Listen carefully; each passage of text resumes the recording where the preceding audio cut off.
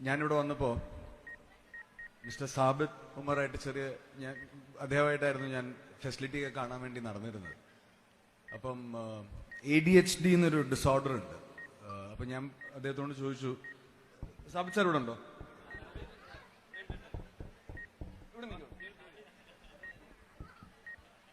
അപ്പോൾ അദ്ദേഹത്തോട് ഞാൻ ചോദിച്ചു, അപ്പം ഇങ്ങനെ പല രീതിയിലുള്ള കണ്ടീഷൻസ് ആണ് ഞങ്ങൾ മേളിൽ ഡിസ്കസ് ചെയ്തുകൊണ്ടിരുന്നത്, പല രീതിയിലുള്ള ആൾക്കാരെയും പല രീതിയിലുള്ള കുട്ടികളെയും.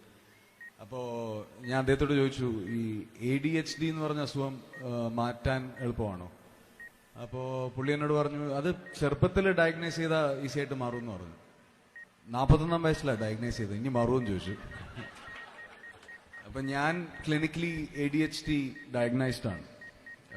ഇത്രത്തോളം ഇല്ലെങ്കിലും ചില രീതിയിലുള്ള ഡിസോർഡേഴ്സ് എനിക്കുണ്ട്.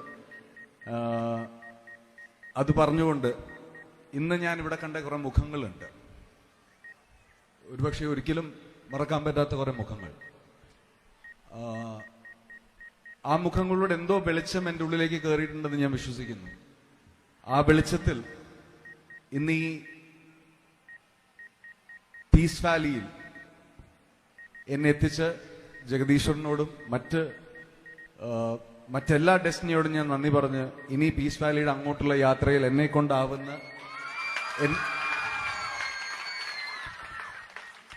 കൊണ്ടാകുന്ന രീതിയിൽ എല്ലാ സഹകരണവും, എന്താ ഞാൻ ചെയ്യേണ്ടതെന്ന് പറഞ്ഞാൽ മതി, അതുപോലും എനിക്കറിയില്ല. എന്താ ഞാൻ ചെയ്യേണ്ടതെന്ന് പറഞ്ഞാൽ എന്നെ കൊണ്ടാകുന്ന കാര്യങ്ങളാണ് ഞാനത് ചെയ്തു തരാം.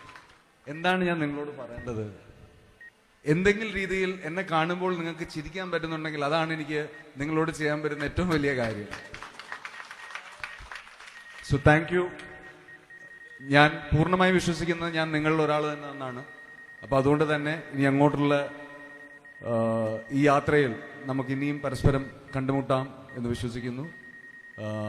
Once again, thank you for everything. Thank you for giving such a beautiful day to my life. And I hope this is the first day of the rest of my life.